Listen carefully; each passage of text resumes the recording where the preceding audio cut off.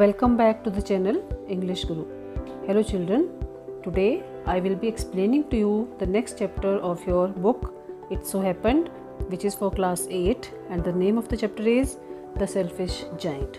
If you enjoyed the video, then make sure to leave a like on this video and also make sure to subscribe channel English Guru and press the icon bell for notification so that you never miss my next video.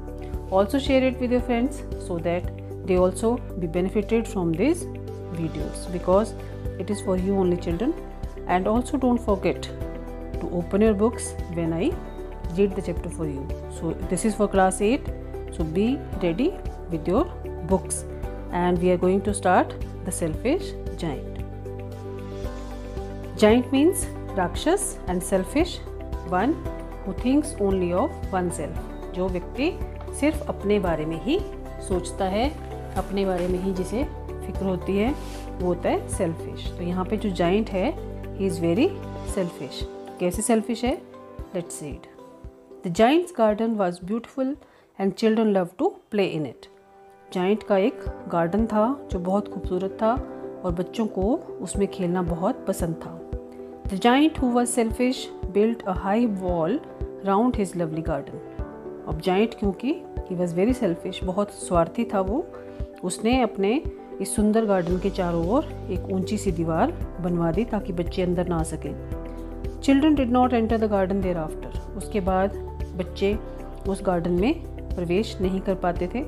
Not did spring and summer till the giant experienced a change of heart. ना ही बसंत ऋतु और गर्मी की ऋतु, जिसे summer बोलते हैं, ग्रीष्म ऋतु, वो भी उसके बाग में एंटर नहीं कर रहे थे. और कब तक उन्होंने एंटर नहीं किया? जब तक उस राक्षस को अपने दिल में एक परिवर्तन का अनुभव नहीं हुआ, यानी कि फिर वो जाइंट सेल्फिश से सेल्फलेस बन गया. उसका सारा जो स्वार्थ था वो ख़त्म हो गया. वो कैसे हुआ, ये हम इस चैप्टर में आगे पढ़ेंगे. चलिए स्टार्ट करते हैं. Every afternoon as they were coming from school the children used to go and play in the giant's garden.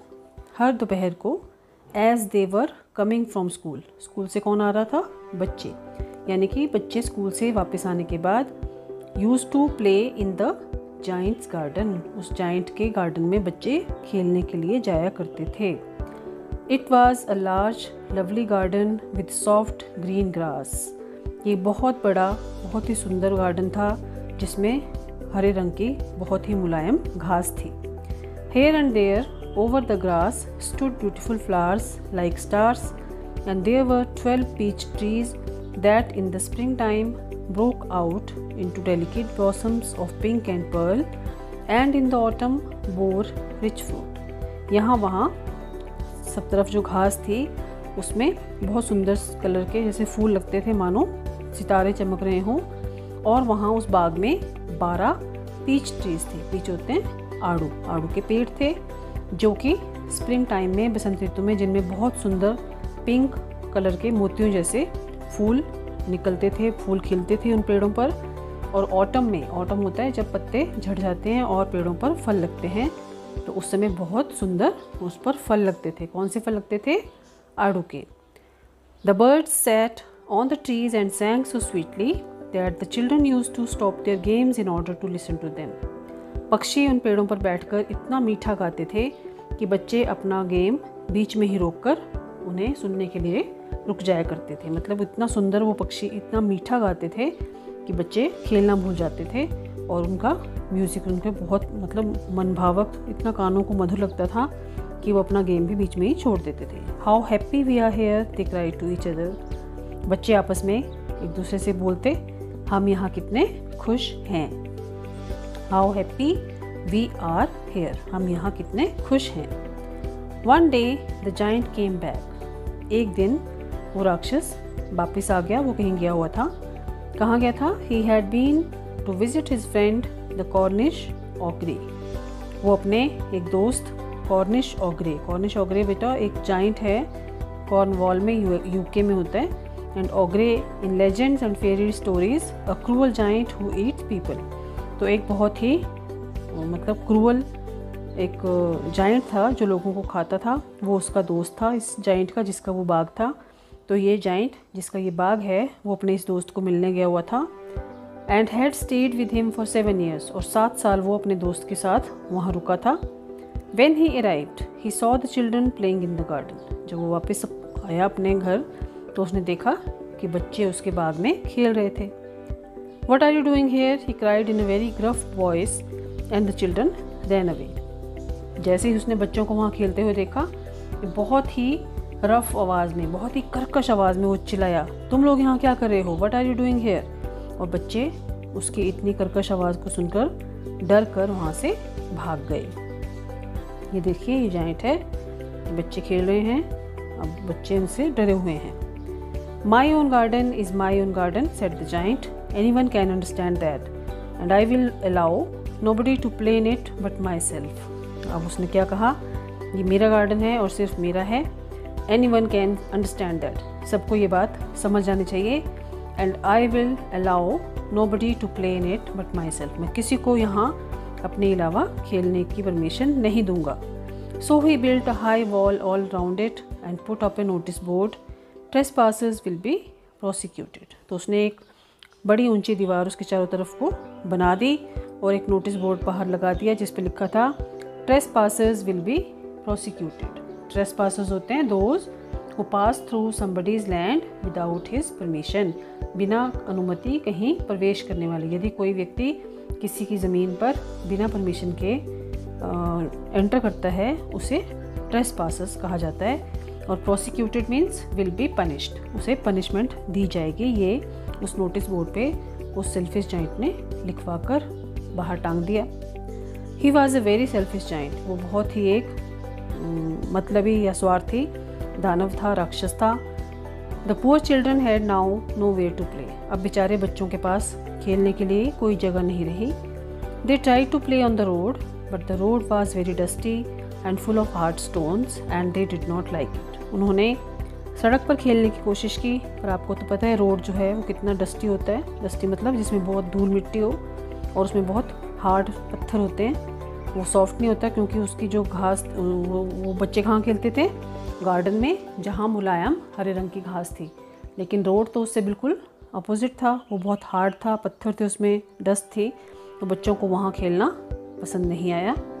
They used to wander round the high walls when their lessons were over and talk about the beautiful garden inside.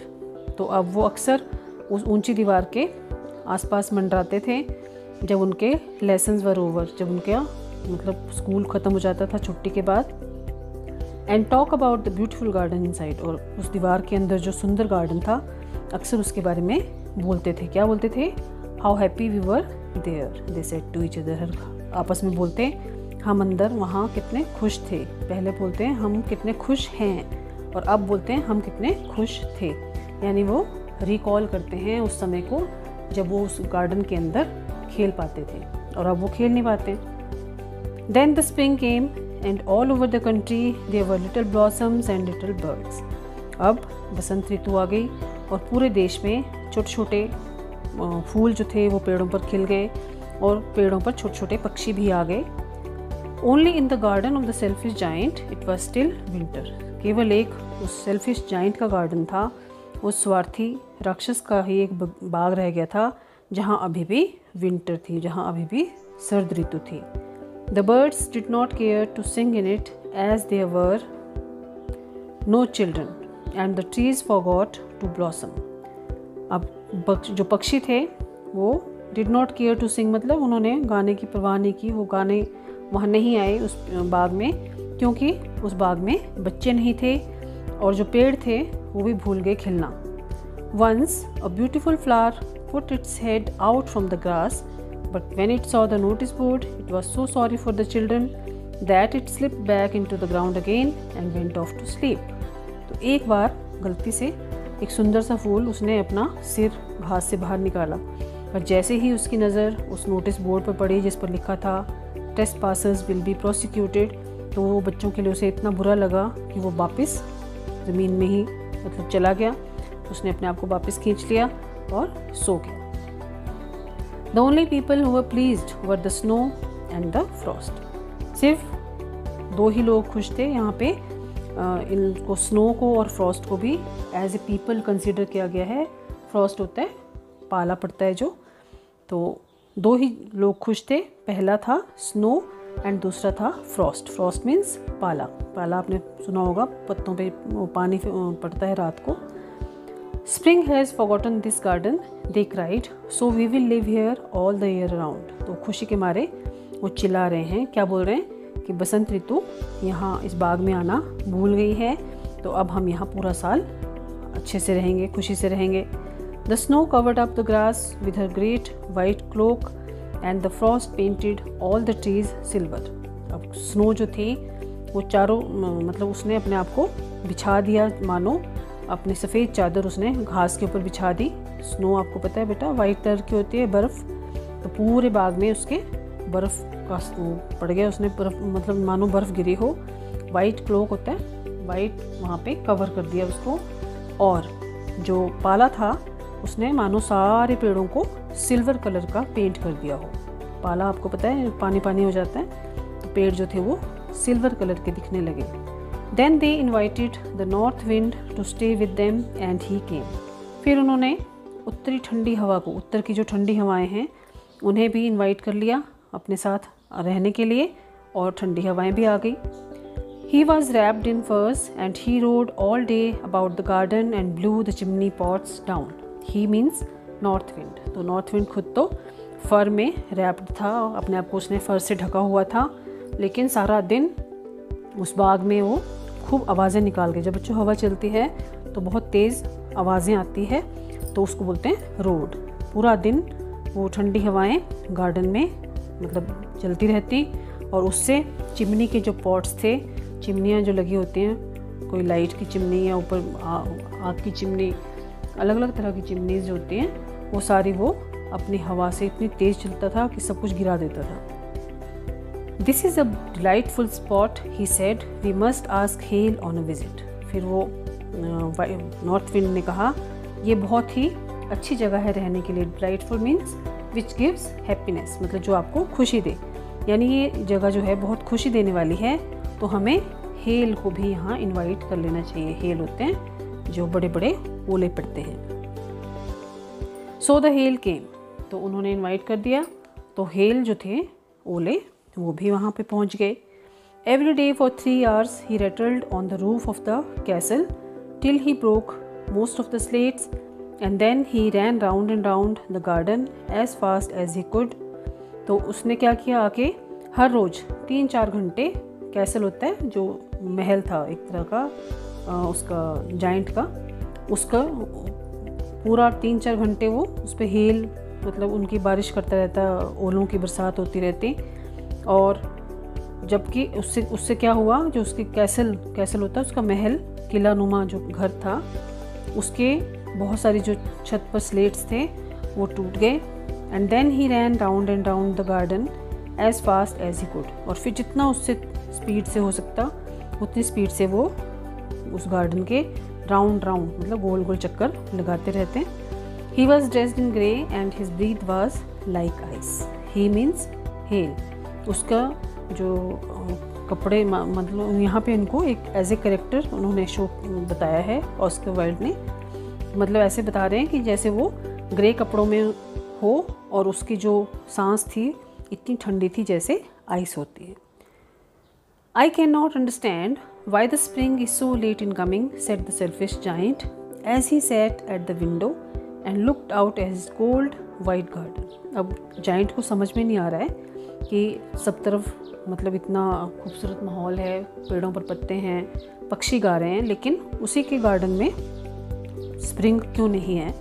तो वो अपने आप से बोल रहा है मुझे समझ में नहीं आ रहा, आई कैन नॉट अंडरस्टैंड, मैं समझ नहीं पा रहा हूँ, why the spring is so let in coming, कि बसंत ऋतु आने में इतना टाइम इतना लेट क्यों हो रही है। और ये उसने कब सोचा, जब वो विंडो में बैठकर, खिड़की में बैठकर बाहर अपने ठंडे और वाइट पड़े हुए गार्डन की ओर देख रहा था। I hope there will be a change in the weather, मुझे उम्मीद है कि जल्द ही मौसम में थोड़ी तब्दीली आएगी, मौसम मतलब विंटर से थोड़ा चेंज हो जाएगा।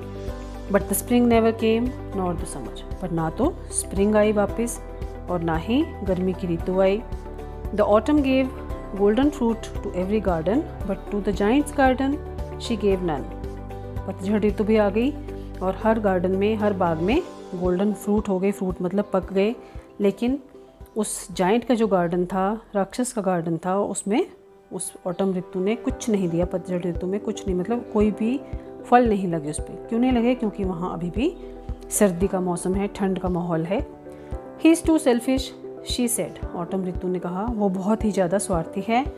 सो it was always winter there and the north wind and the hail and the frost and the snow danced about through the trees.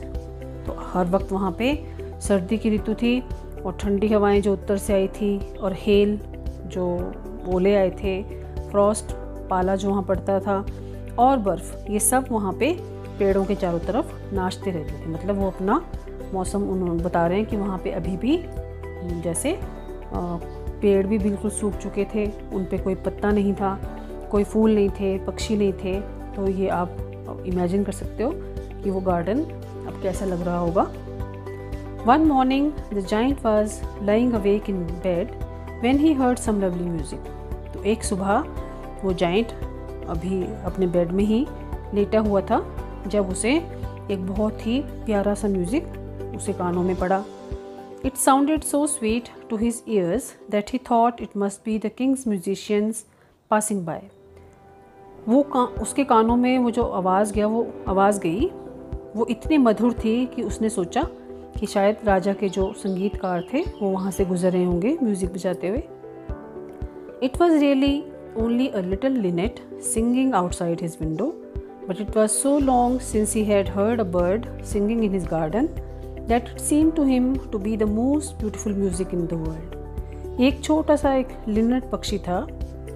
Lynette is a brownish song bird which is found in Europe. ये नीचे इसका meaning दिया हुआ है बच्चों। तो Lynette जो था वो उसकी कैसल की खिड़की से बाहर वो पक्षी, छोटा सा पक्षी है, सिंगिंग बर्ड है, वो गा रहा था।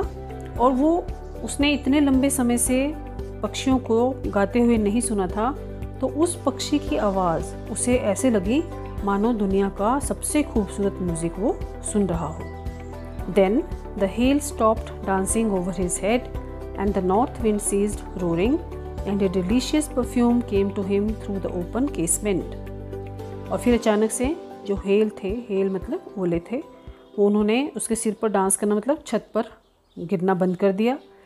नॉर्थ विंड ने आवाज़ निकाल कर, मतलब जो हवा के चलने से आवाज़ें आती हैं वो बंद हो गई। और एक बहुत ही डिलीशियस खाने में होता है, पर यहाँ पे मतलब बहुत ही महकती हुई सी खुशबू उसकी खुली खिड़की से अंदर आ गई, जैसे परफ्यूम की खुशबू हो। बहुत ही मतलब उसको बहुत अच्छी लगी वो स्मेल।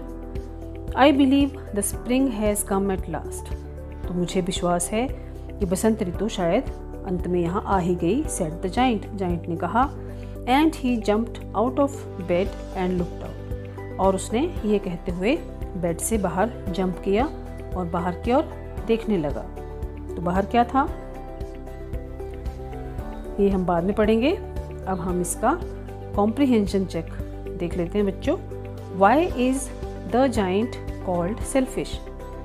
जाइंट को स्वार्थी या दानव को स्वार्थी क्यों कहा गया है? क्यों कहा गया है? क्योंकि वो बच्चों को अब अपने गार्डन में खेलने नहीं देता था और उसने चारों तरफ को ऊंची दीवार बना दी थी। तो इसमें आप लिखेंगे the giant is called selfish because he did not allow the children to play in his beautiful and lovely garden. He declared that whatever is his belongs only to him. He built a high wall around his garden to prevent children from entering it. तो ये आप इसका उत्तर लिखेंगे। Second question is, on one occasion the children said, "How happy we are here." मतलब एक अवसर पर बच्चों ने कहा हम यहाँ कितने प्रसन्न हैं। Later they said how happy we were there. बाद में उन्होंने कहा हम वहाँ कितने प्रसन्न थे।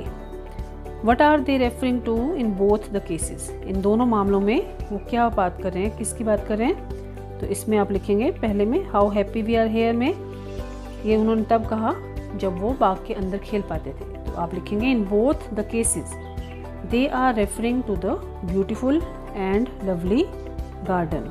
दोनों केसेस में वो beautiful and lovely garden they are referring. आप लिखेंगे in both the cases they are referring to the beautiful and lovely garden. It gave the children immense pleasure. ये बच्चों को अत्यधिक आनंद प्रदान करता था। Earlier they could enjoy it but now they have only the sweet memories of that beautiful place. पहले वो इसका आनंद उठा सकते थे पर अब केवल वो उस सुंदर जो जगह है उसकी सिर्फ मधुर यादें ही वो उनके मन में रह गई हैं। Third question, when spring came it was still winter in the garden. जब बसंत ऋतु आई तो राक्षस के गार्डन में अभी भी सर्दी की ऋतु है। What does winter stand for और इंडिकेट हियर। तो यहाँ जो सर्दी है वो किस बात का प्रतीक है या किस और वो संकेत करती है। तो इसमें आप लिखेंगे winter indicates that the garden was not in Bloom. सर्दी इस बात की ओर संकेत करती है कि बाग में फूल नहीं खिले थे। आपने भी देखी है सर्दी के मौसम में पेड़ जो हैं बिल्कुल खाली हो जाते हैं, ना उस पर पक्षी होते हैं, ना ही पत्ते होते हैं, ना फूल होते हैं, क्योंकि बहुत ठंड होती है। तो बसंत ऋतु में पेड़ों पर पत्ते फिर खिलते हैं, आते हैं और फूल खिलते हैं। Second part, winter has been presented like a story with its own character and their activities. यानी सर्दी को अपने पात्रों और उनकी गतिविधियों सहित एक कहानी की तरह उन्होंने पेश किया है। Describe the story in your own words. तो बच्चों ये आपने ये बोलना है कि सर्दी के दौरान दो ही तरह के लोग जो थे वो खुश थे। पहला स्नो और दूसरा फ्रॉस्ट। तो ये आप पैराग्राफ से लिखोगे, during winter only 2 people were happy, snow and frost. They covered the grass with white cloak and painted the trees silver. Then they invited north wind also who roved in the garden whole day. Then Hail was invited, who rattled on the roof whole day and broke the slates of the castle. तो ये आपने अपने शब्दों में लिखना है। Fourth question, why was the giant happy or sad over the state of the garden? क्या राक्षस अपने बाग की स्थिति को देखकर खुश था या उदास था। तो दानव खुश तो नहीं था, तो आप लिखेंगे The giant was not happy over the state of the garden. He was puzzled as to why the spring was so late in coming. वो थोड़ा कंफ्यूज था कि वो परेशान सा था कि बसंत ऋतु को आने में इतनी देरी क्यों हो गई थी। लास्ट क्वेश्चन बच्चों, what effect did the linnet song have over hail and the north wind? यानी भूरे रंग की जो गाने वाली वो चिटिया थी लिनेट, उसके गीत का ओलों पर और ऊपरी पवन पर क्या प्रभाव पड़ा। तो उसमें आपको पता है कि हेल जो थी वो गिरने बंद हो गए और हवा भी, उसकी जो रोरिंग थी वो भी बंद हो गई थी। तो आप लिखिए, hail stopped dancing in the garden and north wind stopped roaring when they heard the linnet's song. बच्चों आज हम इसका एक ही पार्ट करेंगे क्योंकि ये चैप्टर थोड़ा सा बड़ा है। तो अगली वीडियो में हम इसका सेकंड पार्ट और उसके कॉम्प्रिहेंशन चेक वो डिस्कस करेंगे। तब तक आप इसी पार्ट 1 को फिर से पढ़ें अच्छे से, और डिफ़िकल्ट वर्ड्स आपको मैंने साथ साथ बता दिए हैं। जो रह गए हैं उन्हें आप डिक्शनरी की हेल्प से लिखें कॉपी पे, इसकी एक्सरसाइज भी करें और खूब मन लगाकर पढ़ाई करें। अपना ध्यान रखें, खुश रहें। हैव ए नाइस टाइम बच्चों, बाय बाय।